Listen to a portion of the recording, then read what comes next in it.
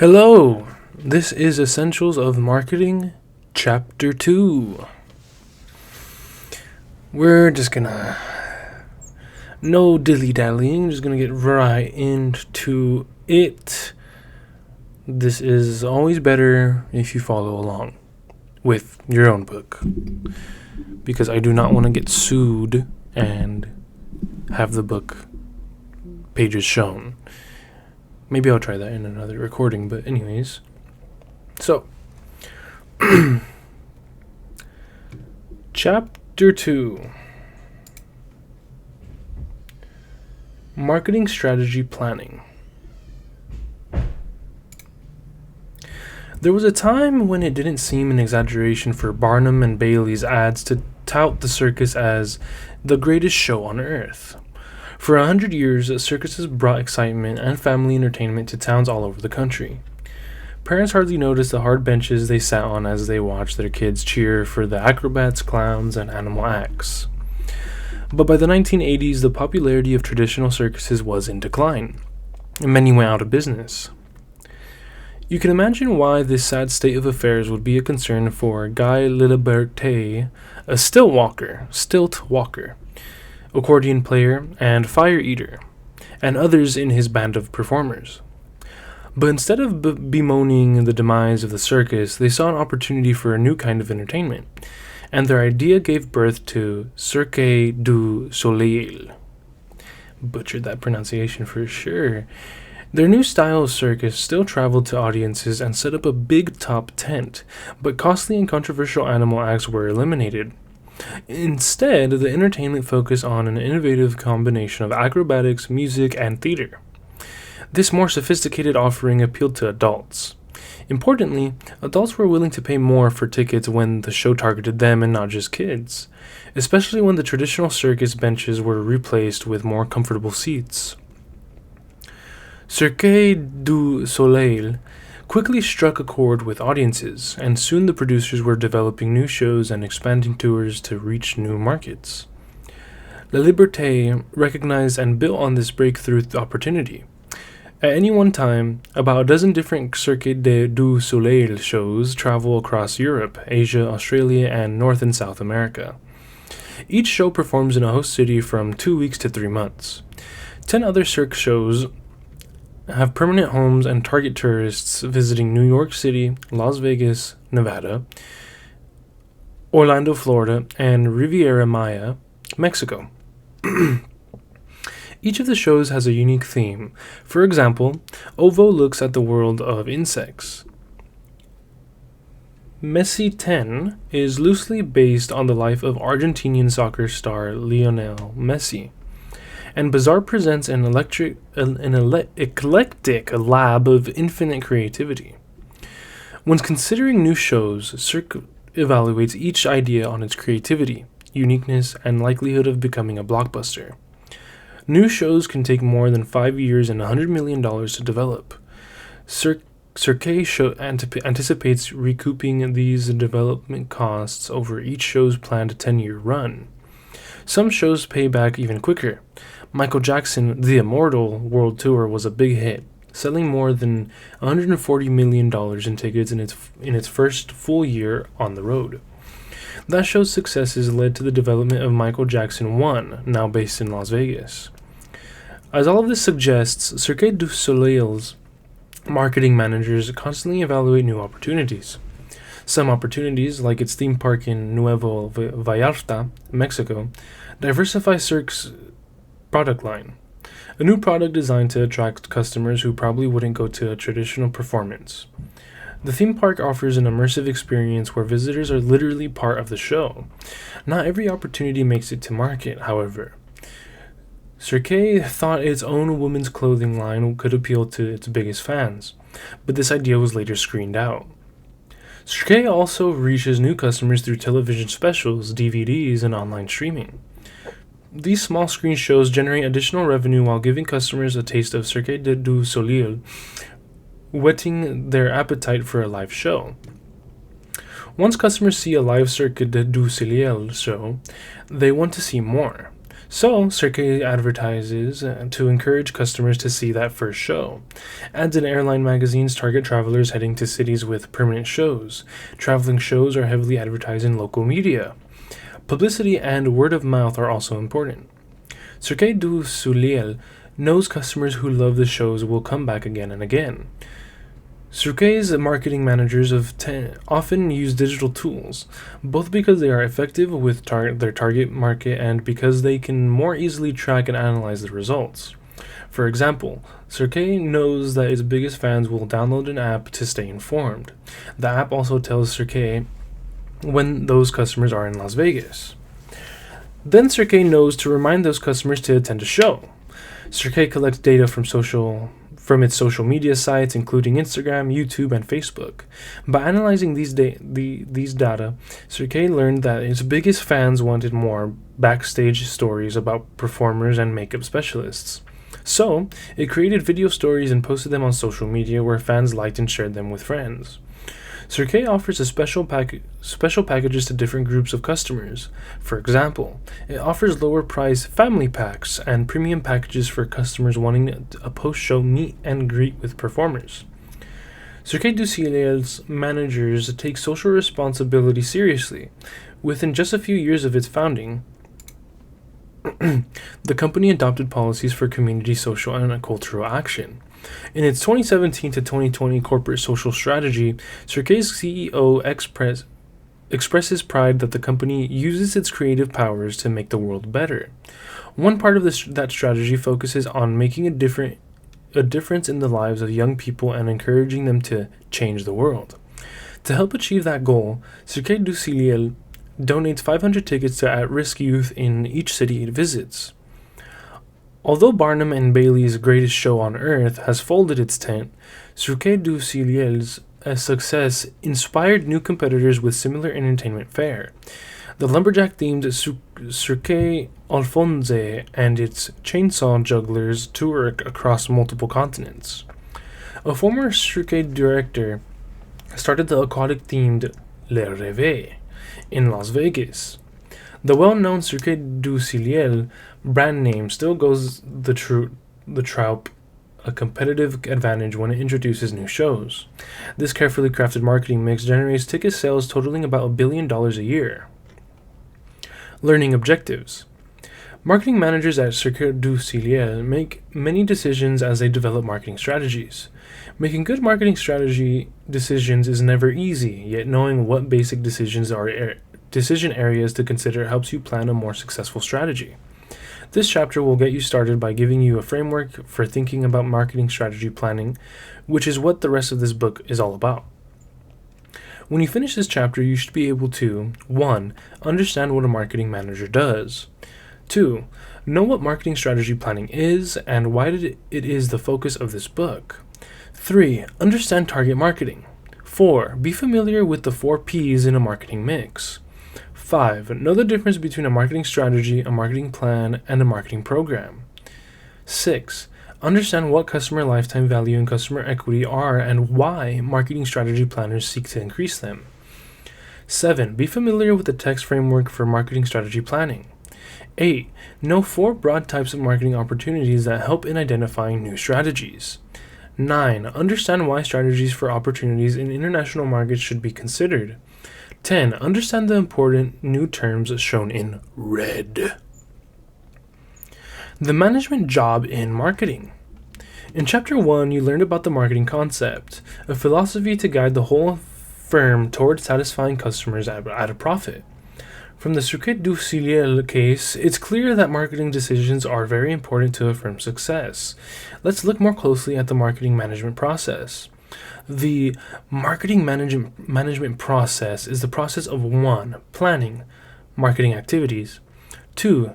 Directing the implementation of the plans, and 3. Controlling the plans. Planning, implementation, and control are basic jobs of all managers, but here we will emphasize what they mean to marketing managers. Exhibit 2-1 shows the relationships among the 3 jobs in the marketing management process. The jobs are all connected to show that the marketing management process is continuous. In the planning job, managers set guidelines for the implementing job and specify expected results. They use these expected results in the control job to determine if everything has worked out as planned. The link from the control job to the planning job is especially important. This feedback often leads to changes in the plans or to new plans. Exhibit 2-1, the marketing management process. Here we have 3 boxes that go clockwise, leading in to one another. Behind the main box at the top, we have a circle which says whole company strategic management planning. Match resources to market opportunities. In the first box in the top, we have a market planning. Under that, we have a list. Set objectives. Evaluate opportunities. Create marketing strategies. Prepare marketing plans. Develop marketing program. From this box, we go clockwise to another box which says implement marketing plans and program. From this box, we go clockwise to the other side of this circle to another box that says control marketing plans and program. And it has a list below. Measure results. Evaluate progress. From there, we go clockwise once again to the original box we started on. On the line to get to that box, it says adjust plans as needed. So adjust plans on your way to each individual box. The job of planning strategies to guide a whole company is called strategic management planning. The managerial process of developing and maintaining a match between an organization's resources and its marketing opportunities. This is a top management job. It includes planning not only for marketing but also for production, finance, human resources, and other areas. Although marketing strategies are not whole company plans should be market-oriented, and the marketing plan often sets the tone and direction for the whole company. Thus, we will use strategy planning and marketing strategy planning to mean the same thing. What is a marketing strategy? Marketing strategy planning means finding attractive opportunities and developing profitable marketing strategies. But what is a marketing strategy? We have used these words rather casually so far. Now let's see what they really mean. A marketing strategy specifies a target market and a related marketing mix. It is a big picture of what a firm will do in some market. Two interrelated parts are needed. 1. A target market. A fairly homogeneous or similar group of customers to whom a company wishes to appeal. 2. A marketing mix. The controllable variables the company puts together to satisfy this target group. To the left of this text, we have Exhibit 2-2, a marketing strategy. 2 circles. On the outside, 2 circles, donut. It's a donut. On the donut part is the marketing mix. In the donut hole is the target market. The importance of target customers in this process can be seen in Exhibit 2-2, as mentioned, where the target market is at the center of the diagram. The target market is surrounded by the controllable variables that we call the marketing mix. A typical marketing mix includes some product offered at a price, with some promotion to tell potential customers about the product, and a way to reach the customer's place. The marketing strategy for herbal essences hair care products aims at a specific group of target customers, young women in their teens and early 20s. The products include various shampoos, conditioners, gels, and hairspray for different types of hair. The product names and brightly colored packaging grab customers' attention. For example, Body Envy in orange bottles adds body to flat hair, and Hello Hydration in blue bottles features a coconut fragrance and extra moisture. The curvy nested shampoo and conditioner bottles subtly encourage customers to buy the products together. By seeking eye-level placement at a Target and a Walmart, Herbal Essences locates its products where most of its target customers shop for hair care essentials. The brand's print, television, and online advertising incorporate a mythical quality that supports the product's organic origins. Herbal Essence's homepage, www.herbalessences.com, includes hundreds of customer ratings and reviews, links to a Facebook fan page, with more than 1 million fans, a Twitter feed, and a YouTube channel.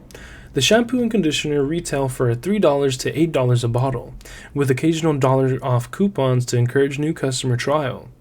Fast-growing sales suggest this marketing mix hits the bullseye for this target market. Selecting a market-oriented strategy is target marketing. A marketing strategy specifies some particular target customers. This approach is called target marketing. To distinguish it from mass marketing, target marketing says that a marketing mix is tailored to fit some specific target customers. In contrast, mass marketing, the typical production-oriented approach, vaguely aims at everyone with the same marketing mix. Mass marketing assumes that everyone is the same, and it considers everyone to be a potential customer. It may help to think of target marketing as the rifle approach and mass marketing as the shotgun approach. See Exhibit 2-3. Exhibit 2-3, production-oriented and market-oriented managers have different views of the market. So on the left and the right, we have two different managers. The left manager is thinking of a bubble where all customers are the same, they're all red. Production-oriented manager sees everyone as basically similar and practices mass marketing. The manager on the right, in his thought bubble, has a little girl, a businessman, a party animal, an older man, and an older woman. Marketing-oriented manager sees everyone as different and practices target marketing. Everybody in his thought bubble is also different colors. So we go from red to dark green to orange to a dark green, an even darker green. A marketing mix does not need to appeal to all customers. Target customers recognize the customer needs vary. They identify a target market to serve and then create a marketing mix to watch the market's needs. Whereas a $400 cooler is not for everyone, yet he identified customers, including people dedicated to fishing, that value a high-quality, durable, indestructible cooler built for the wild. Commonly used terms can be confusing here. The terms mass marketing and mass marketers do not mean the same thing. Far from it, in fact. Mass marketing means trying to sell to everyone, as we explained earlier. Mass marketers, such as Kraft Foods and Walmart, aim at large but clearly defined target markets. The confusion with mass marketing occurs because their target markets usually are large and spread out. Target marketing is not limited to small market segments, only to fairly homogeneous ones. A very large market, even what is sometimes called the mass market, may be fairly homogeneous, and a target marketer will deliberately aim at it. For example, parents of young children are a large group that is homogeneous on many dimensions, including their attitudes about changing baby diapers. In the United States alone, this group spends more than $6 billion a year on disposable diapers. So it should be no surprise that it is a major target market for companies such as Kimberly-Clark, Huggies, and Procter & Gamble, Pampers. The basic reason to focus on some specific target customers is so that you can develop a marketing mix that satisfies those customers' specific needs better than they are satisfied by some other firm.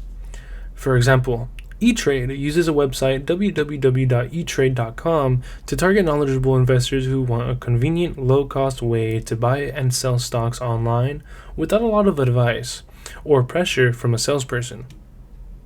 Developing marketing mixes for target markets.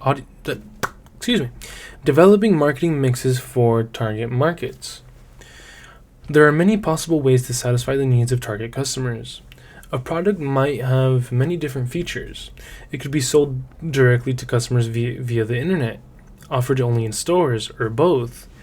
Customer service levels before or after the sale can be adjusted. The package, brand name, and warranty can be changed. Various advertising media, newspapers, magazines, cable, the internet may be used. The company can develop social media sites on Facebook, Snapchat, or Instagram. A company's own sales force or other sales specialists can be used. The price can be changed, discounts can be given, and so on. With so many possible variables, is there any way to help organize all these decisions and simplify the selection of marketing mixes? The answer is yes. The 4 P's make up a marketing mix. It is useful to reduce all the variables in the marketing mix to 4 basic ones: product, place, promotion, price. It helps to think of the 4 major parts of a marketing mix as the 4 P's. Exhibit 2-4, a marketing strategy showing the 4 P's of a marketing mix. It's a donut once again. We have the target market in the middle. We have product, place, promotion, and price making up the donut. The customer, the target market, is shown surrounded by the 4 P's in Exhibit 2-4. Some students assume that the customer is part of the marketing mix, but this is not so. The customer should be the target of all marketing efforts. For example, many soft drink customers are concerned about how much sugar they consume, so Coke Zero Sugar targets customers who love the taste of Coke but don't want sugar. Exhibit 2-5 shows some of the strategy decision variables organized by the 4 P's. These will be discussed in later chapters. For now, let's just describe each P briefly. The product area is concerned with developing the right product for the target market. This offering may involve a physical good, a service, or a blend of both. Whereas Coke Zero Sugar, Jeep Wrangler, and the Samsung Galaxy phone are physical goods, the product for T-Mobile is the communication service it provides, sending texts, completing phone calls, and connecting customers to the internet. The product of a political party is the policies it works to achieve. The important thing to remember is that your good or service should satisfy some customers' needs. Exhibit 2-5, strategy decision areas organized by the 4 P's. So we have 4 boxes, 8 in total. The top 4 go down to other boxes with lists in them. So product goes down to examples of the product. So physical good, service, features, benefits, quality level, accessories, installation, instructions, warranty, product lines, packaging, and branding. The P for place goes down to explain the place P. Objectives, channel type, market exposure, kinds of intermediaries, kinds of locations of stores, how to handle transporting and storing, service levels, recruiting intermediaries, and managing channels. Promotion. Objectives, promotion blend, salespeople, kind, number, selection, training, motivation. Advertising. Targets, kinds of ads, media type, copy thrust, prepared by whom. Publicity, sales promotion. Price. Objectives, flexibility, level over product life cycle, geographic terms, discounts, and allowances. Coca-Cola introduced Coke Zero Sugar to replace Coke Zero after sales of Zero didn't meet expectations and research showed customers didn't understand the benefits. Some of the product decisions the marketing manager for Coke Zero Sugar made include the brand name, to make very clear that sugar was not an ingredient. Product features, flavor similar to original Coke, and the packaging colors changed to look more similar to Coke to attract traditional Coke customers.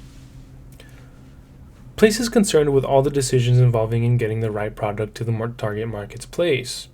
A product isn't much good to a customer if it isn't available when and where it's wanted. A product reaches customers through a channel of distribution. A channel of distribution is any series of firms or individuals that participate in the flow of products from producer to final user or consumer. Sometimes a channel of distribution is short and runs directly from a producer to a final user or consumer. This is common in business markets and in the marketing of services. For example, T-Mobile sells its phone services directly to final consumers. However, as shown in Exhibit 2-6, channels are often more complex, as when Coke Zero Sugar goes from Coca-Cola to wholesalers or bottlers, and then to wholesalers and retailers before reaching consumers. When serving different target markets, a company may use more than one channel of distribution. For example, Coke Zero Sugar is distributed through a different channel of distribution, not shown. When customers pour a fountain drink in a McDonald's or Chick-fil-A restaurant. We will also see how physical distribution service levels and decisions concerning logistics, transporting, storing, and handling products relate to the other place decisions and the rest of the marketing mix. The third P, promotion, is concerned with telling the target market or others in the channel of distribution about the right product. Sometimes promotion is focused on acquiring new customers, and sometimes it's focused on retaining current customers. Promotion includes personal selling, mass selling, and sales promotion. It is the marketing manager's job to blend these methods of communication. Personal selling involves direct spoken communication between sellers and potential customers. Personal selling may happen to face, over the telephone, or even via an online conference. Sometimes personal attention is required after the sale. Customer service, a personal communication between a seller and a customer who wants the seller to resolve a problem with the purchase, is often a key to building repeat business. Individual attention comes at a price. Personal selling and customer service can be very expensive. This personal effort is often blended with mass selling and sales promotion. We're going to go back to the previous page so that I could go over one of the Exhibit 2-6. 4 examples of basic channels of distribution for consumer products. So at the top, we have it labeled as manufacturer or producer. The following boxes of manufacturer or producer are T-Mobile, Toyota, Sara Lee, and Coke Sugar. Starting with T-Mobile, it goes directly all the way to the bottom box, which is consumer. Toyota doesn't go all the way to the bottom to consumer, it stops at retailer. So Toyota goes to retailer and then it goes to consumer. Sara Lee has an additional stop. Sara Lee goes to a wholesaler, then a retailer, and then consumer. Then we're all the way to the end here, Coke Zero Sugar, which has an additional spot as well, or stop. So Coke Zero Sugar goes to wholesaler or bottler, then wholesaler, then retailer, and then consumer. Going back to where we left off on the main text. Starting back up again here, we have mass selling. Mass selling is communicating with large numbers of customers at the same time. The main form of mass selling is advertising. Any paid form of non-personal presentation of ideas, goods, or services by an identified sponsor. Here the advertiser pays a media source, newspapers, television network, or website for permission to place an advertisement. Publicity. Any unpaid form of a non-personal presentation of ideas, goods, or services. Includes earning favorable coverage in newspaper stories and creating web pages that provide product information for interested customers. A brand page on social media, perhaps Facebook, Twitter, or Pinterest, might also tell customers about the right product. Sales promotion refers to those promotion activities, other than advertising, publicity, and personal selling, that simulate interest, trial, or purchase by final customers or others in the channel. This can involve the use of coupons, point-of-purchase materials, samples, signs, contests, events, catalogs, novelties, and circulars. When Coke Zero became Coke Zero Sugar, TV, print, digital, and social media advertising as well as sales promotion let customers know what was new. Salespeople talk to buyers at fast food, grocery, and convenience stores and often set up in-store sales promotions. In addition to developing the right product, place, and promotion, marketing managers must also set the right price. Price setting must consider the kind of competition in the target market and the cost of the whole marketing mix. A manager must also try to estimate customer reaction to possible prices. Besides this, the manager must know current practices as to markups, discounts, and other terms of sale. And if customers won't accept the price, all of the planning effort is wasted. The price of Coke Zero Sugar varies depending on the place it is sold and the amount of customer convenience delivered. For example, the cost might be more than 25 cents per ounce, $4 for a 16-ounce cup at a sports stadium, or as low as 2 cents per ounce for warm cans at the grocery store, or $2.99 per 12-pack. Where are those prices today? Goddamn. In Chapter 1, we introduced customer value. We described how customer value increases when customers perceive more benefits or lower costs. Marketing managers use the 4 Ps to deliver customer value to a target market. For example, customers may perceive more value if the product is of higher quality or includes more features. Place decisions make a product more convenient for customers to purchase, promotion effectively communicates value, or price is lowered. A firm must understand its target market to know how to best adjust the 4 Ps to deliver value at a price that also delivers profits to the company. All 4 Ps are needed in marketing in a marketing mix. In fact, they should all be tied together. But is any one more important than the others? Generally speaking, the answer is no, all contribute to one whole. The answer is no, all contribute to one whole. When a marketing mix is being developed, all final decisions about the 4 Ps should be made at the same time. That's why the 4 Ps are arranged around the target market in a circle to show that they all are equally important. Let's sum up our discussion of marketing mix planning thus far. We develop a product to satisfy the target customers. We find a way to reach our target customers' place. We use promotion to tell the target customers and others in the channel about the product that has been designed for them. And we set a price after estimating expected customer reaction to the total offering and the cost of getting it to them.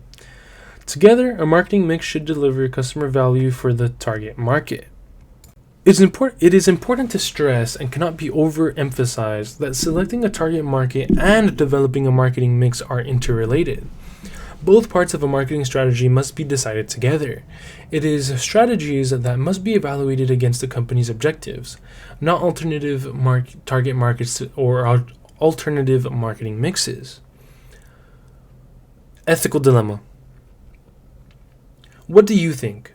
You are the marketing manager for Jones Department Stores, a 125-store chain in the northwestern United States. Your company used an outside developer to write the store's smartphone app.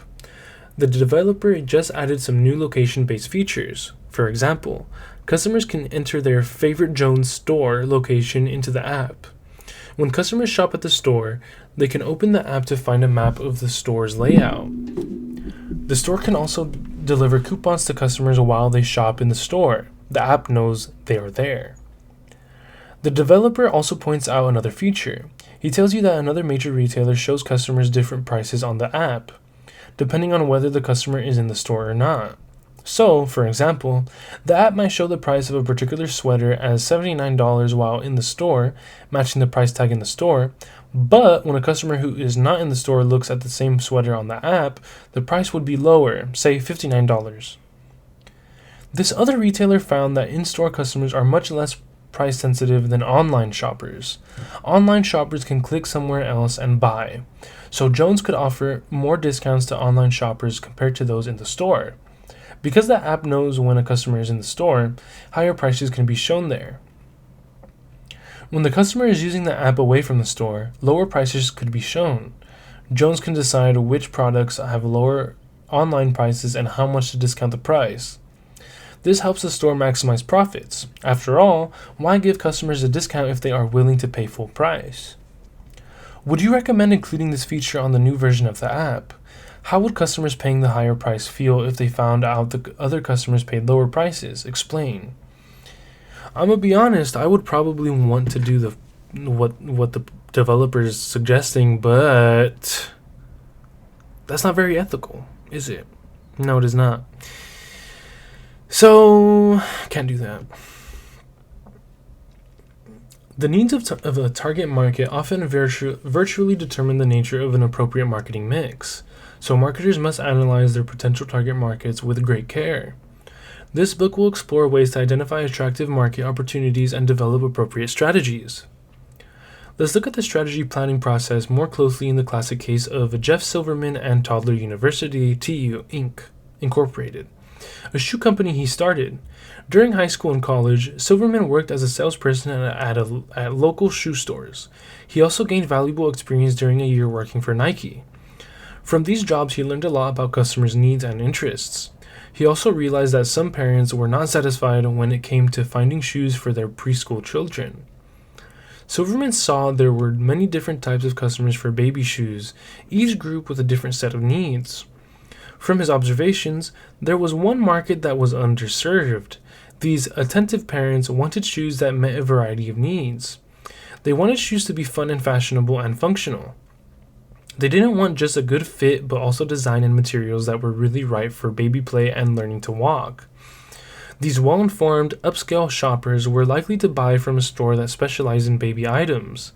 They were also willing to pay a premium price if they found the right product. Silverman saw an opportunity to serve the attentive parents' target market with a marketing mix that combined, in his words, fit and function with fun and fashion. He developed a detailed marketing plan that attracted financial backers, and his company came to life.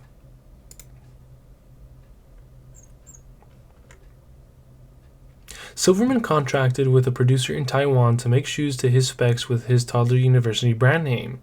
TU's specs were different. They improved the product for this target market.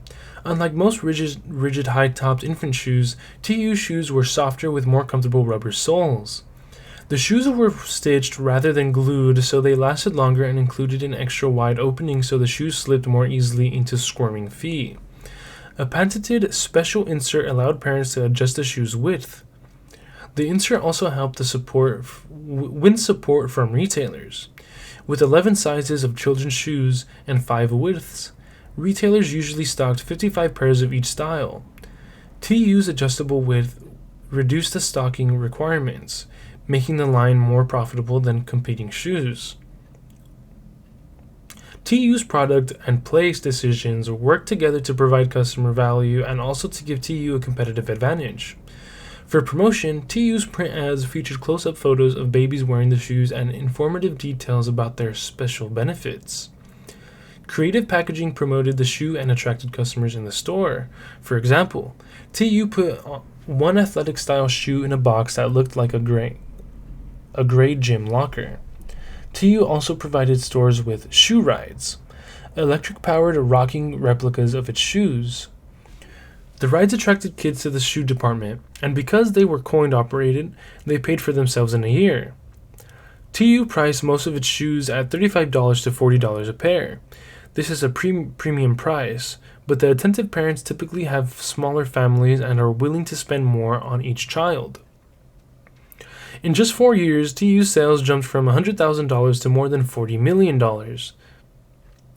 To keep growth going, Silverman expanded distribution to reach new markets in Europe.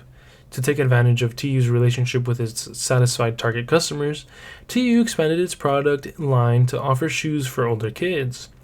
Then Silverman made his biggest sale of all. He sold his company to Genesco, one of the biggest firms in the footwear business.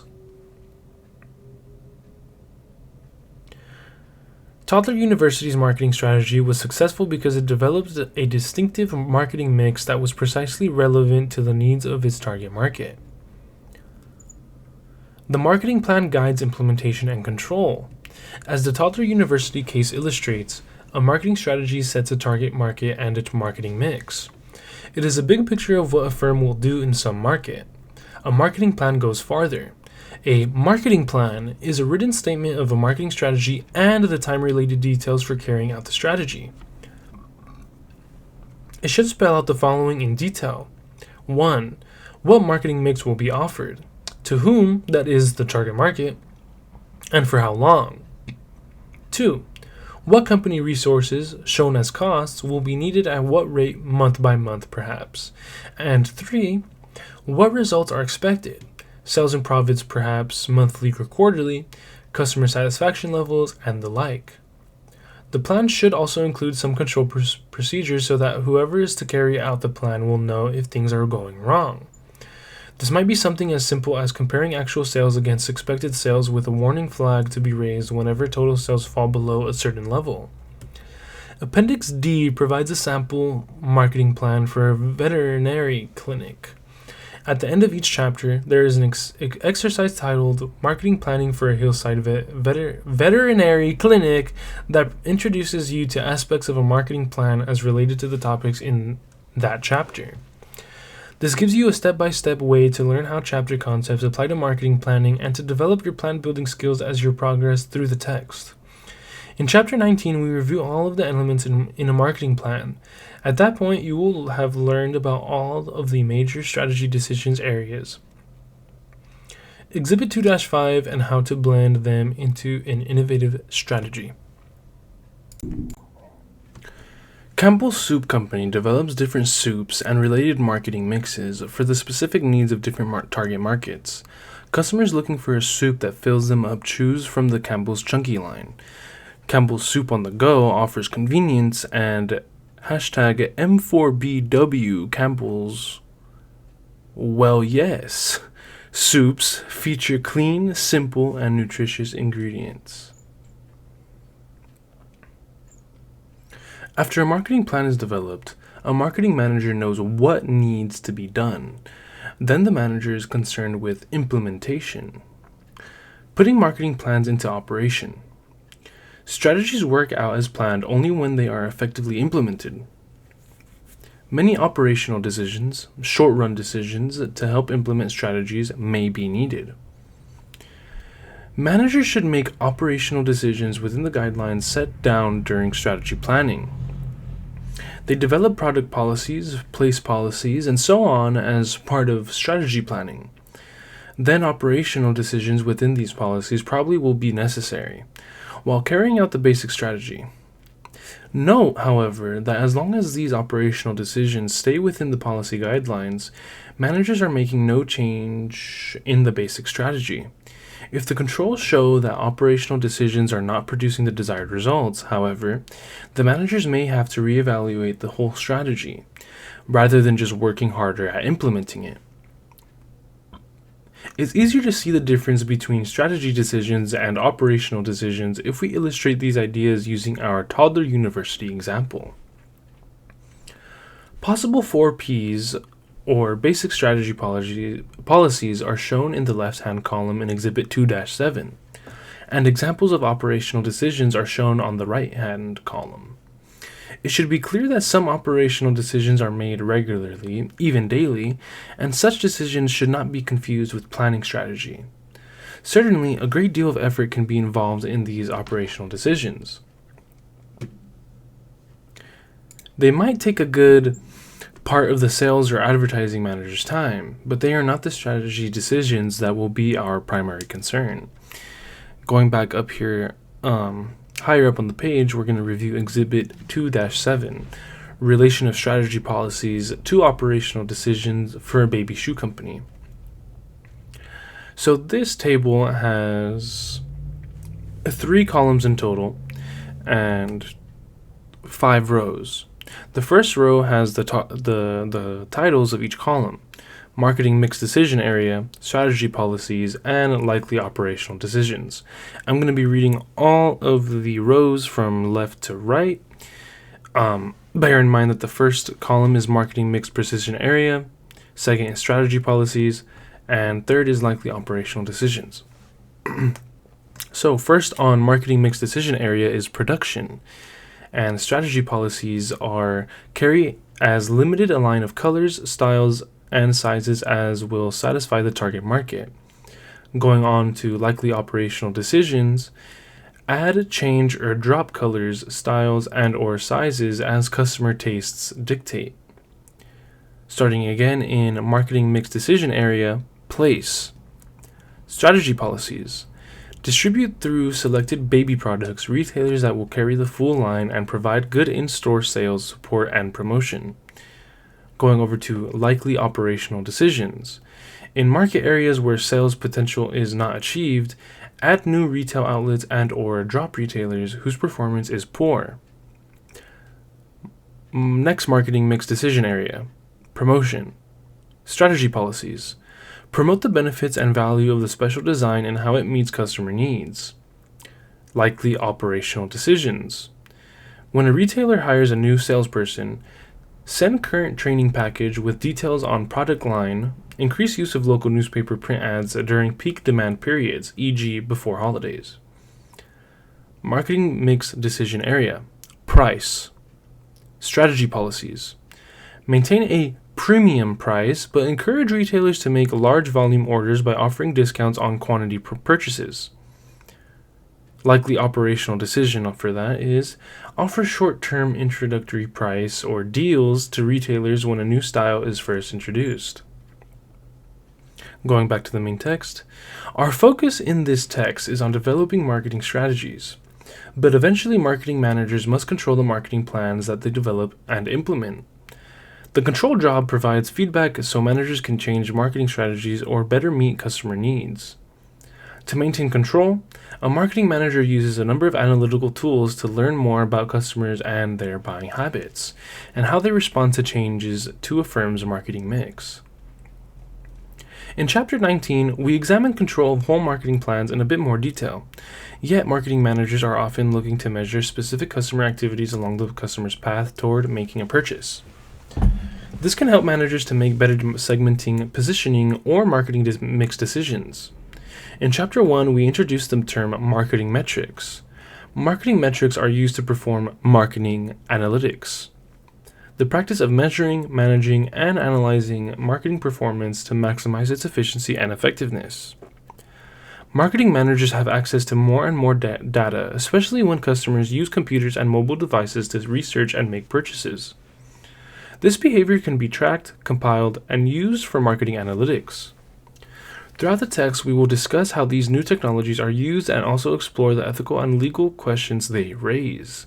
To better understand how marketing managers use metrics and conduct marketing analytics, each chapter includes one marketing analytics in action activity. Each of these activities describes a marketing metric and explains how it can be analyzed. Some of these activities include a link to an online calculator or spreadsheet to demonstrate the math. Most companies implement more than one marketing strategy and related marketing plan at the same time. Procter & Gamble, P&G, targets users of a laundry detergent with at least 3 different strategies. Some consumers want Tide's superior cleaning capabilities. Others prefer the color protection of Cheer or the pleasant sense of Gain. Each detergent has a different formulation and a different approach for letting its target market know about its benefits. Yet P&G must implement each of these marketing strategies at the same time, along with strategies for Bounty, Olay, Charmin, and many other brands. Exhibit 2-8, Elements of a Firm's Marketing Program. So this diagram is a bit complicated. So we have target market plus marketing mix equals marketing strategy. And marketing strategy plus time-related details and control procedures equals marketing plan. And then we go on to marketing plan plus other marketing plans equals a firm's marketing program. A marketing program blends all of the firm's marketing plans into one big plan. See Exhibit 2-8 that we just went over. But the success of the marketing program depends on the care that goes into planning the individual strategies and how well they work together to create value for customers and the firm. Recognizing customer lifetime value and customer equity. In Chapter 1, we introduced the idea that building customer value attracts customers and satisfying those customers builds profitable long-term relationships. Let's take that a step further and understand how marketing strategies and marketing programs that build relationships with customers create ongoing financial value for a marketer. Loyal customers continue to buy brands that satisfy them. often seeking out the other products from the same company. Many firms recognize this and measure the customer lifetime value, or CLV, which is the total profits a single customer contributes to a firm over the length of the relationship. For example, Mallory, a 22-year-old college graduate, might purchase a new Honda Fit for $16,000. A few years later, Mallory could be in the market for a small sport utility vehicle. If she was satisfied with the fit and the service she received, Mallory might buy a Honda CR-V for $25,000. After a couple of kids, a Honda Odyssey minivan starts to look appealing, potentially followed by more Honda cars and trucks over the next few decades. A few Honda lawn mowers might also be purchased along the way. If Honda continues to provide good value to this customer, the lifetime total of her purchases of Honda products could exceed $400,000. If Honda makes a 10% profit, on average, the customer lifetime value for Mallory could approach $40,000. This insight, the lifetime value of a customer, changes how many firms approach marketing strategy planning. This marketing analytic demonstrates how important it is for a company to retain customers over time. If Mallory was not satisfied with her initial Honda Fit, she may not have purchased more Honda products and may have had a much lower customer lifetime value. A good marketing program satisfies customers and develops strategies to make it easy for satisfied customers to buy more from the company. Companies seek to build long-term relationships with customers. For example, Honda has vehicles to satisfy customers across different stages of life. Many firms collect data and measure customer lifetime value. There are different ways to calculate CLV. Which method works best depends on customer buying behavior, marketing prices, and available data. No matter the approach, 3 marketing metrics are needed to estimate customer lifetime value. 1. Average profit margin. 2. Retention rate. And 3. Acquisition cost. Let's talk about these metrics next. In Chapter 1, we talked about profit margin, and we will talk more about this when we get into the details of pricing in Chapter 17. For now, we will assume each customer has an average profit margin that can be estimated based on his or her purchases over some time period. Of course, Mallory could keep buying Honda products, or she might stop and buy a Toyota, Chevrolet, or BMW instead. The retention rate refers to the percentage of customers retained as compared to the total number of customers. So, for example, if this year Local Joe's coffee shop has 1,000 customers and next year 800 of those customers are still patronizing Local Joe's for coffee. Some might find a new coffee shop, move to a new city, or just stop drinking coffee. Then the coffee shop has an 80%, 800, and 1,000 retention rate. The last marketing metric used to calculate CLV is acquisition cost minus the expense required to acquire each new customer. For example, our coffee shop could spend $10,000 this year on advertising designed to attract new customers and attract 100 new customers. The acquisition cost for each customer is the total advertising dollars spent divided by the number of new customers. $10,000 divided by 100 is $100, and results in an acquisition cost of $100 per customer. Just to see how it works, we provide a simple example in the marketing analytics in action, customer lifetime value activity next.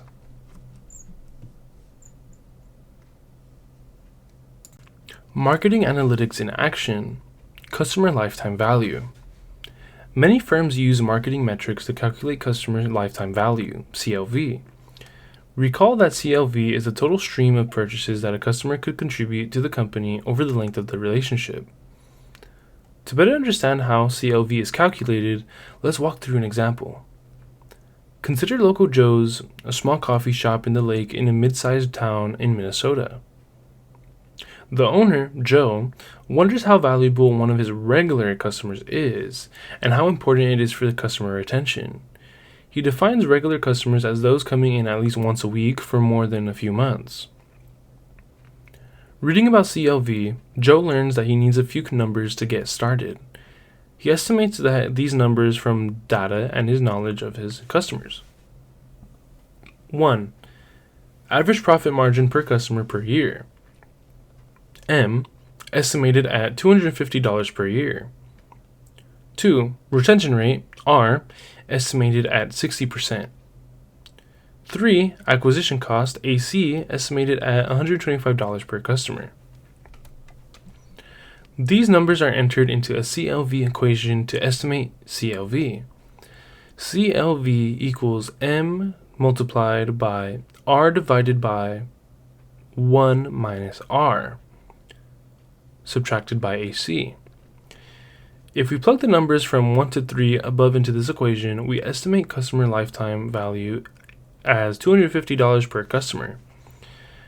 CLV equals 250 times 0.6 divided by 1 minus 0.6 subtracted by $125 equals $250. 1. Calculate the customer lifetime value if Local Joe's increase its retention rate to 70%. To do this, use the equation above and change 0.6 to 0.7. Yeah, if you guys want to do that, you guys can. I don't see a point in me reading 2 and 3. Moving on. Customer lifetime value is an estimate of a single customer's value. We can carry this idea a step further by considering all of a firm's current and future customers, and the revenue and costs associated with each. Customer equity is the expected earnings stream or profitability of a firm's current and prospective customers over some period of time. While it is possible to estimate customer equity, the math is beyond the scope of this book. Still, the idea of customer equity can be a useful guide for developing marketing strategy. Following a customer equity approach guides the marketing manager to make marketing decisions that enhance the firm's long-term profits, not just for the next quarter or year. By estimating the impacts that different marketing strategies and marketing programs have on customer equity, a firm can make marketing decisions with long-run financial implications in mind. The customer equity approach also suggests 3 potential paths for growth. 1. Acquiring new customers. 2. Retaining current customers. And 3. Enhancing the customer value by increasing their purchases. Each of these efforts, acquiring, retaining, and enhancing, has its own costs and benefits as well. Some firms conducting this analysis find that it costs less to retain a customer than to acquire a new one. This insight can lead a firm to increase investments to retain customers, for example, spending more on customer service.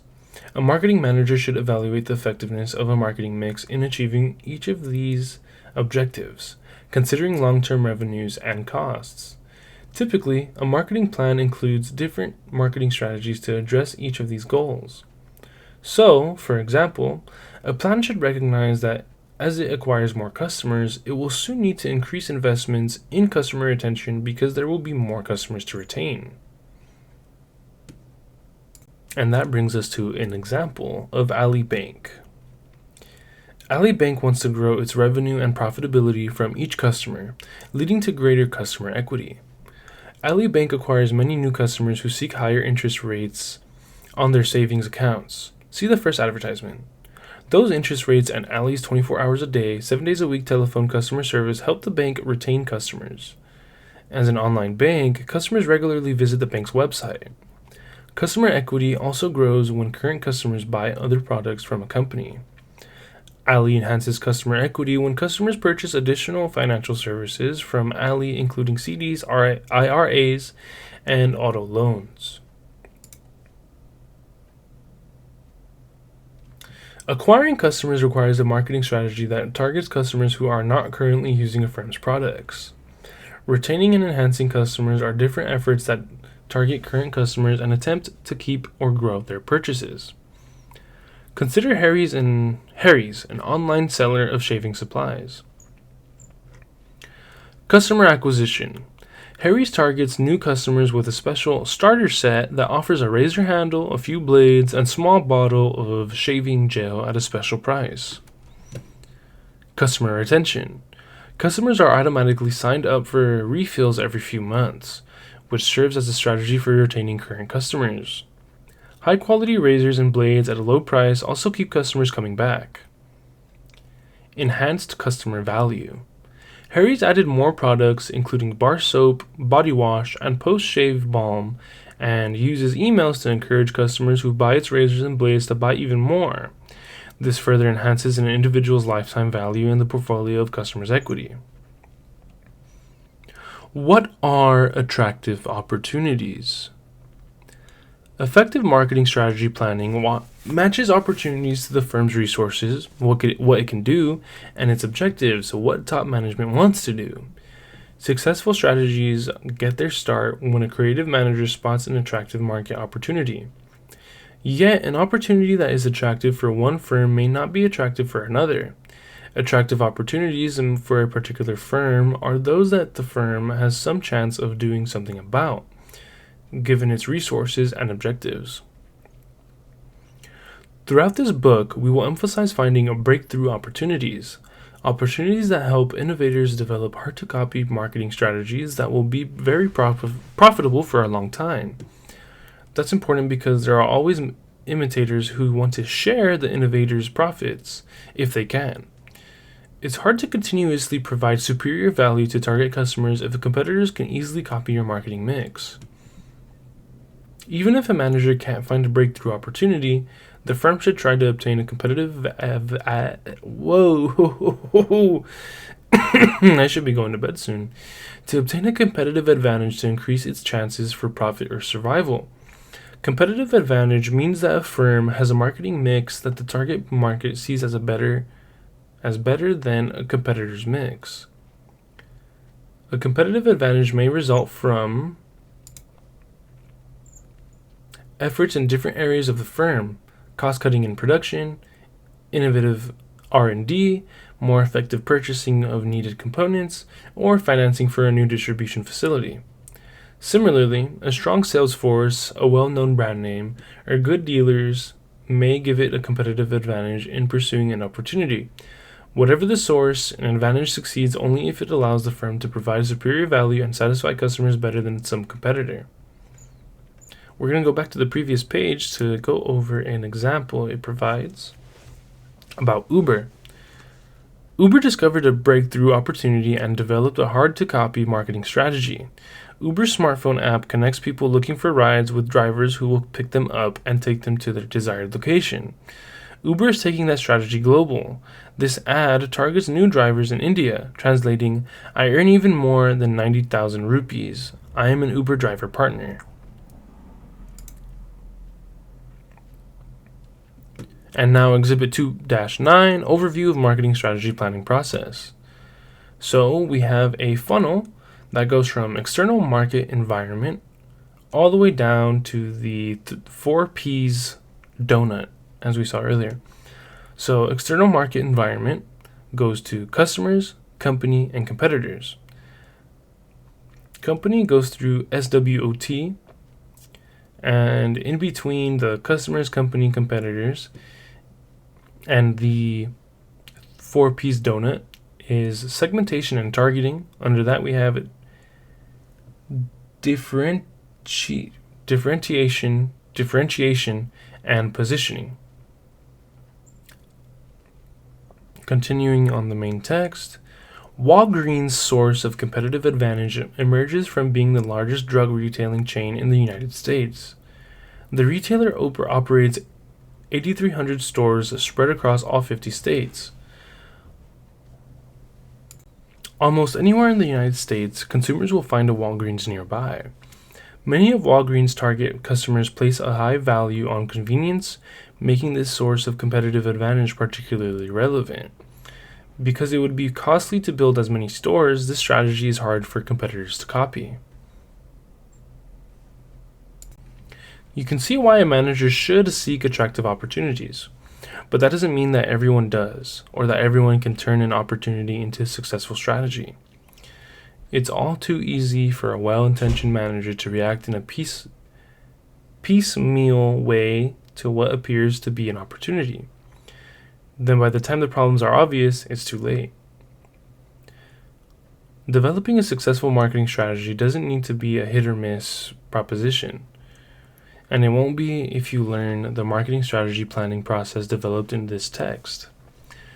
Exhibit 2-9 summarizes the marketing strategy planning process we'll be developing throughout the rest of the chapters. Marketing strategy planning process highlights opportunities. We've emphasized that a marketing strategy requires decisions about the specific customers the firm will target and the marketing mix the firm will develop to appeal to that target market. We can organize the many marketing mix decisions, review Exhibit 2-5, in terms of the 4 P's: product, place, promotion, and price. Thus, the final strategy decisions are represented by the target market surrounded by the 4 P's. However, the idea isn't just to come up with some strategy. After all, there are hundreds or even thousands of combinations of marketing mix decisions and target markets, i.e. strategies, that a firm might try. Rather, the challenge is to zero in on the best strategy. As Exhibit 2-9 suggests, it is useful to think of the marketing strategy planning process as a narrowing down process. Later in this chapter and in chapters 3 and 4, we will go into more detail about strategy decisions relevant to each of the terms in this figure. Then, throughout the rest of the book, we will present a variety of concepts and how-to frameworks that will help you improve the way you make these strategy decisions. As a preview of what's coming, let's briefly overview the general logic of the process depicted in Exhibit 2-9. The process starts with a broad look at a market, paying special attention to customer needs, the firm's objectives and resources, and competitors. This helps identify new and unique opportunities that might be overlooked if the focus is narrowed too quickly. On the right-hand side, we have an example that the book provides. Customers want to buy a product that is different from what competitors offer. Bounty wants its target customers to know that its more absorbent paper towels help customers save by using less than a leading ordinary brand. And the picture is 2 times more absorbent, so you can use less. Continuing with the main text, there are usually more opportunities and strategy possibilities than a firm can pursue. Each one has its own advantages and disadvantages. Trends in the external market environment may make a potential opportunity more or less attractive. These complications can make it difficult to zero in on the best target market and marketing mix. However, developing a set of specific qualitative and quantitative screening criteria can help a manager define what business and markets the firm wants to compete in. We will cover screening criteria in more detail in Chapter 3. For now, you should realize that the criteria you select in a specific situation grow out of an analysis of the company's objectives and resources. A useful aid for organizing information from the broader market and developing relevant screening criteria is the SWOT analysis, or the SWOT analysis, which identifies and lists the firm's strengths, weaknesses, opportunities, and threats. The name SWOT, or SWOT, is simply an abbreviation for the first letters in the words strengths, weaknesses, opportunities, and threats. Strengths and weaknesses come from assessing the company's resources and capabilities. For example, a local farmer's market might have a great reputation in its community, strength, but have limited financial resources, weakness. Opportunities and threats emerge from an examination of customers, competition, and the external market environment. The farmer's market might see an opportunity when a growing number of customers in its community show an interest in eating locally grown fruits and vegetables, whereas a threat could be a drought that limits local farmers' production. With a SWOT analysis, a marketing manager can begin to identify strategies that take advantage of the firm's strengths and opportunities while avoiding weaknesses and threats. In the early stages of a search for opportunities, we're looking for customers with needs that are not being satisfied as well as they might be. Of course, potential customers are not all alike. They don't all have the same needs, nor do they always want to meet needs in the same way. Part of the reason is that there are different possible types of customers with many different characteristics. In spite of the many possible differences, there often are subgroups or segments of consumers who are similar and could be satisfied with the same marketing mix. Thus, we try to identify and understand these different subgroups with market segmentation. We will explain approaches for segmenting markets later in Chapter 4. Then in chapter 5 and 6, we delve into the many interesting aspects of customer behavior. For now, however, you should know that understanding customers is at the heart of using market segmentation to narrow down to a specific target market. In other words, segmentation helps a manager decide to serve some segments, subgroups of customers, and not others. Going back up on the page, we go to what's next. Offer more by offering less. In increasingly competitive markets, many companies struggle to find a marketing mix that genuinely differs from the competition. For example, just how differently do customers perceive Shell and Exxon gasoline, Levi's and Lee jeans, Visa and MasterCard, American Airlines, Delta Airlines, and United Airlines? Whereas some customers see big differences and have a favorite, many see little difference and buy the lowest priced option. Sometimes what's next involves figuring out how to go in a different direction from the competition. Some clever brands differentiate by offering less than the competition in most areas, and then add a little something extra and unexpected for the category. Take a look at JetBlue. When JetBlue entered the air travel market in 2000, all of the major airlines offered free meals on every flight, the choice of flying in first class, business class, or coach, and a wide range of fares. JetBlue offered none of these benefits, but JetBlue wasn't a budget carrier either. Every plane featured something extra: plush leather seats from the front to the back of the plane, and satellite television in every seat. JetBlue also promised to never bump anyone from a flight. Over time, competitors followed JetBlue's lead, so its initial differentiation declined.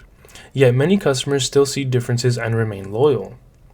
If you live in the western United States, you might find an In-N-Out burger nearby. Unlike other fast food joints, In-N-Out doesn't have kids' meals, salads, or desserts. In fact, the menu includes just 6 items, yet there is more here than meets the eye. In-N-Out makes everything on the menu from scratch using fresh, not frozen, ingredients. Plus, it has a secret menu. Only insiders know what it means to ask for an order, protein style or animal style. This combination differentiates it from McDonald's and keeps loyal customers coming back for more. When IKEA stores began selling furniture, appliances, and home accessories in the United States, there was nothing like it. American furniture shoppers were accustomed to high levels of customer service and a wide selection of styles. IKEA arrived with only Danish-style furnishings, little sales help on the showroom floor, and no delivery service. And by the way, you had to put the furniture together yourself when you got home. The furniture was cheap, just like the prices. IKEA told customers they should plan to replace it in a few years. Yeah, IKEA stores are not bare bones. Each features a restaurant with smoked salmon and Swedish meatballs and free daycare for the kids of shopping parents. Some businesses differentiate by offering more than the competition. Test drive a 740 horsepower Ferrari or stay at a luxurious Mandarin Oriental hotel. On the other hand, JetBlue, In-N-Out, and IKEA went the other direction. When competitors added more, these companies offered less, except for something special, and their most loyal customers appreciated the difference. What other brands can you think of that have differentiated by offering less? A marketing mix won't get a competitive advantage if it just meets needs in the same way as some other firms. Marketing managers want to identify customer needs that are not being addressed or might be met better than the competition. Combining analysis of customers, competitors, and the company helps the marketing manager identify possible strategies that differentiate a marketing mix from the competition. Differentiation means that the marketing mix is distinct from what is available from a competitor. For some examples of differentiation, read What's Next. Offer more by offering less. In Chapter 4, we will discuss differentiation and how it is used to help position a brand in a customer's mind. Sometimes difference is based mainly in one important element of the marketing mix, say, an improved product or faster delivery.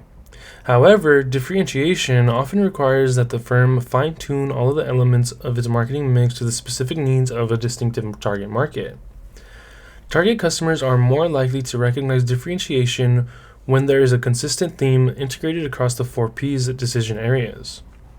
The theme should emphasize the differences so target customers will think of the firm as being in a unique position to meet their needs.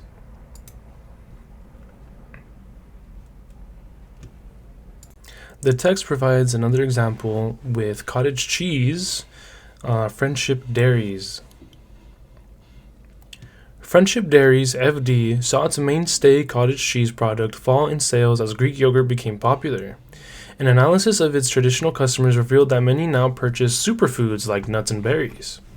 So Friendship Dairies repositioned its cottage cheese as the original superfood, a perfect mixer with other superfoods. This positioning was reinforced with FD promotions and a website. Let's take a look at how Friendship Dairy's marketing strategy planning and differentiation revived sales for its brand of cottage cheese. Friendship Dairies FD is a strong regional brand of cottage cheese found in the northeastern United States and Florida. When Greek yogurt burst on the scene around 2006, it took a lot of sales from cottage cheese. FD's sales fell by more than half in the next 5 years. When FD's marketing managers analyzed customers, they found that many of its target customers were looking for superfoods like nuts, berries, and vegetables.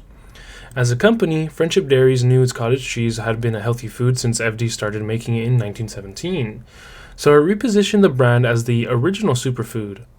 FD wanted customers to see that cottage cheese mixed well with other superfoods for customers seeking a healthy lifestyle. Friendship Dairy's marketing strategy sought to demonstrate to its target customers how it differed from the competition and created customer value. Among its operational decisions, FD posted cottage cheese-centric recipes featuring other superfood mix-ins on its website and made them easy to share on social media. FD's online superfood generator encouraged customers to find their own mix-ins and demonstrate the health benefits of each combination. It created joint promotions with mix-in brands like Dole Pineapple. New bright and colorful packaging attracted attention to FD on grocery store shelves. Coupons provided an incentive for customers to put FD cottage cheese in their shopping carts. Starting with a broad look at the market, customers, competitors, company, and context, FD's market managers narrowed down to a specific strategy, and it worked. Customers liked this superfood. Data showed many new customers bought cottage cheese for the first time. Visits to FD's website jumped 600%, and sales increased 9% in just 1 year. Exhibit 2-9 focuses on planning each strategy by carefully narrowing down to a specific marketing strategy. Of course, this same approach works well when several strategies are to be planned. This may require different managers working together to develop a marketing program that increases customer equity. Types of opportunities to pursue. Many opportunities seem obvious only after someone else identifies them. So, early in the marketing strategy planning process, it's useful for marketers to have a framework for thinking about the broad kinds of opportunities they may find. Exhibit 2-10 shows 4 broad possibilities: market penetration, market development, product development, and diversification. We will look at these separately to clarify the ideas. These opportunities differ depending on whether a firm targets its current customers or new ones, and whether it uses existing or new products. However, some firms pursue more than one type of opportunity at the same time. Going to Exhibit 2-10, 4 basic types of opportunities. So we have a table. On the top, we have present products and new products, and on the sides, we have present markets and new markets. So present markets with present products is market penetration. Meanwhile, present markets with new products is product development. New markets with present products is market development. New markets and new products is diversification. A little complicated, but once you see on the page, it becomes a lot more clear. Or maybe I'm just not explaining it well. Market penetration means trying to increase sales of a firm's present products in its present markets, probably through a more aggressive marketing mix. The firm may try to strengthen its relationship with customers to increase their rate of use or repeat purchases, or try to attract competitors' customers or current non-users. The ride-sharing service Uber knew a prime opportunity was to get its current customers to use the Uber service more often, so it introduced Uber Rewards. Customers earn points each time they use an Uber service. Points can earn customers cash back, priority pickups at airports, and complimentary upgrades. Customers often spend more to earn points. Market development means trying to increase sales by selling present products in new markets. This may involve searching for new uses for a product. For example, Vievu makes body cameras for law enforcement officers, but it found a new market among plumbers, electricians, and home appliance repair people. These professionals use the body cameras to show customers the work they did on their homes. Once it had a solid footing in the US market, Uber moved into many international markets, developing these markets by replicating the app and model it used in the United States and other countries. Product development means offering new or improved products for present markets. By knowing the present market's needs, a firm may see new ways to satisfy customers. A few years after it started as a ride-sharing service, Uber developed a food ordering and delivery service called Uber Eats. Uber was able to build on its well-known brand and keep its drivers happy with a new source of income. The next example the book provides is Innocent and Clump and Seal by Arm & Hammer. Innocent Drinks started producing smoothies in the United Kingdom. After its success there, Innocent moved the same products into other European countries including Germany. This is an example of market development. Arm & Hammer already made kitty litter, but the company's research and development produced a completely new product, Clump and Seal, for its present customers. This is an example of product development, a new product for present markets. Jumped around a little bit, now we're back to the original text. Starting with diversification. Diversification means moving into totally different lines of business, perhaps entirely unfamiliar products, markets, or even levels in the production. Marketing system. Products and customers that are very different from a firm's current base may look attractive to the optimists, but these opportunities are usually hard to evaluate. That's why diversification usually involves the biggest risk. McDonald's, for example, opened the 2 hotels in Switzerland. The plan was to serve families on the weekend, but business travelers were the target during the week. Business travelers are not the group that McDonald's usually serves, and an upscale hotel is very different from a fast food restaurant. This helps explain why operation of the Golden Ark hotels was taken over by a hospitality management company after 2 years. Uber has also sought new opportunities for growth through diversification. Uber added a tractor-trailer rental business and now leases hundreds of tractor-trailers, connecting this new product line to trucking firms in need of a trailer. The technology underlying the Uber app makes the hookup. Usually firms find attractive opportunities fairly close to markets they already know. Most firms think first of greater market penetration. They want to increase profits and grow customer equity where they already have experience and strengths. On the other hand, many firms find the market development, including the move into new international markets, profitably takes advantage of current strengths. International opportunities should be considered. It's easy for a marketing manager to fall into the trap of ignoring international markets, especially when the firm's domestic market is prosperous. Yet there are good reasons to go to the trouble of looking elsewhere for opportunities. Many countries have reduced barriers, such as taxes on imports, which in the past made international trade more costly. These moves have increased international trade all over the world. In addition, advances in e-commerce, transportation, and communications are making it easier and cheaper to reach international customers. With a website and email, even the smallest firm can provide international customers with a great deal of information and easy ways to order at very little expense. If customers in other countries are interested in the products a firm offers or could offer, serving them may improve economies of scale. Lower costs and prices may give a firm a competitive advantage both in its home markets and abroad. Black & Decker, for example, uses electric motors in many of its tools and appliances. By selling overseas as well as in the United States, it achieves economies of scale and the cost per motor is very low. A company facing tough competition, thin profit margins, and slow sales growth at home may get a fresh start in another country where demand for its product is just beginning to grow. A marketing manager may be able to transfer marketing know-how or some other competitive advantage the firm has already developed.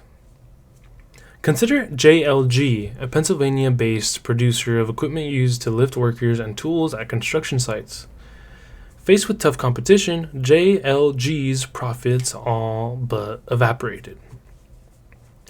By cutting costs, the company improved its domestic sales, but it got an even bigger boost from expanding overseas.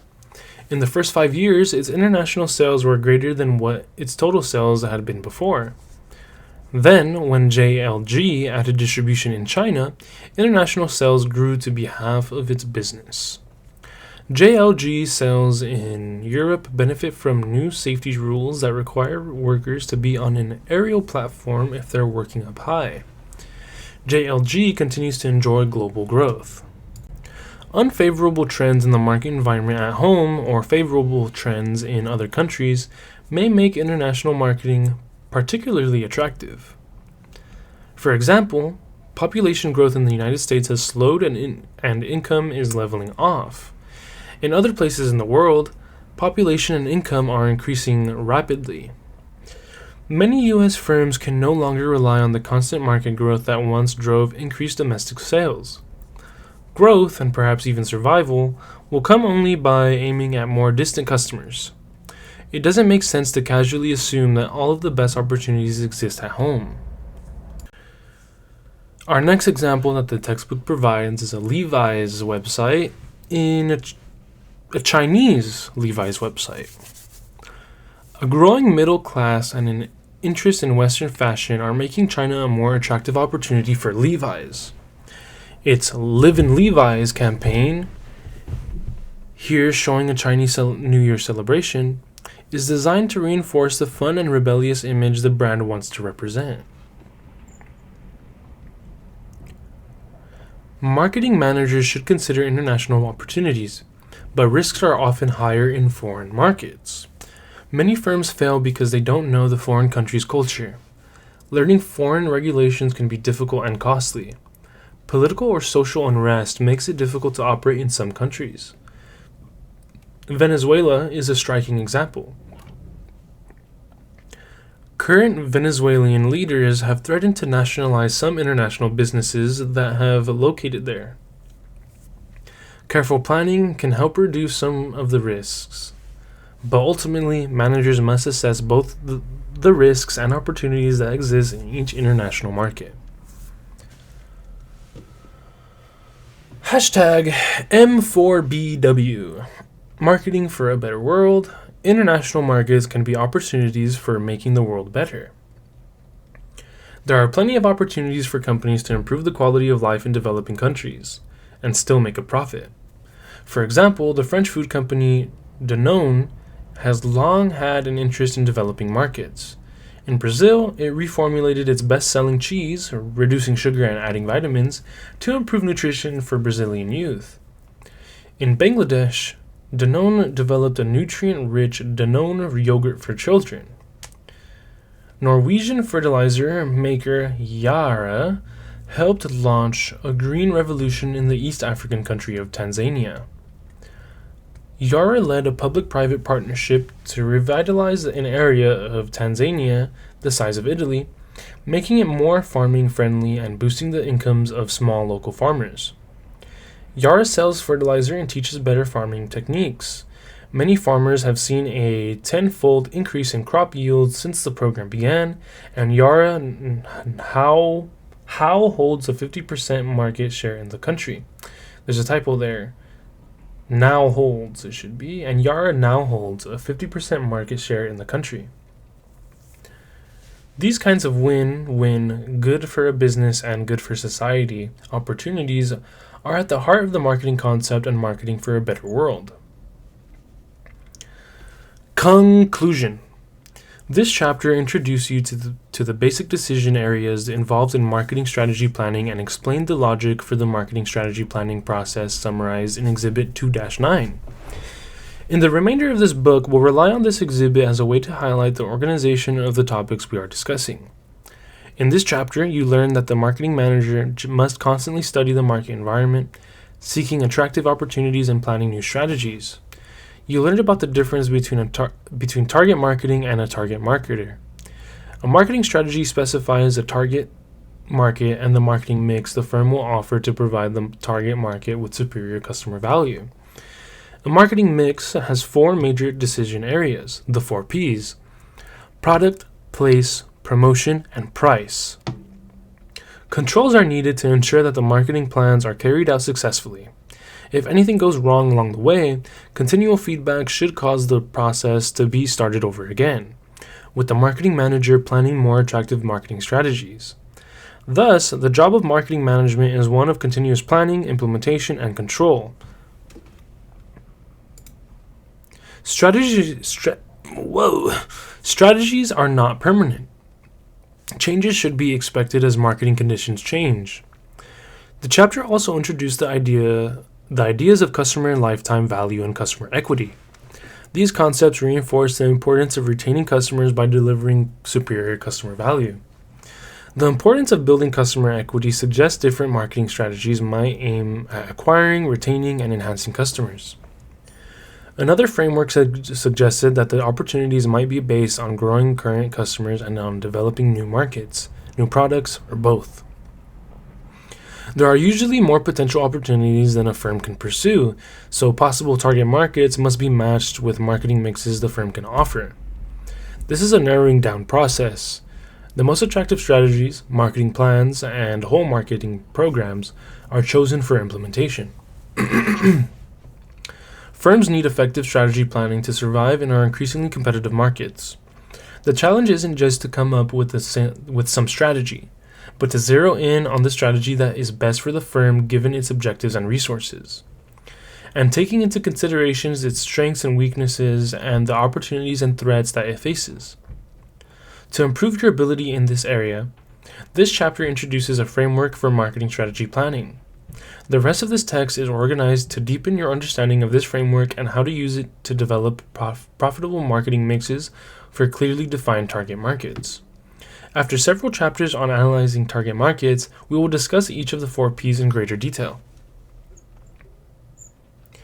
Key terms: marketing management process, strategic management planning, marketing strategy, target market, marketing mix, target marketing, mass marketing, channel of distribution, personal selling, customer service, mass selling, advertising, publicity, sales promotion, marketing plan, implementation, operational decisions, marketing analytics, marketing program, customer lifetime value, CLV, retention rate, acquisition cost, customer equity, breakthrough opportunities, competitive advantage, SWOT, SWOT analysis, differentiation, market penetration, market development, product development, and diversification.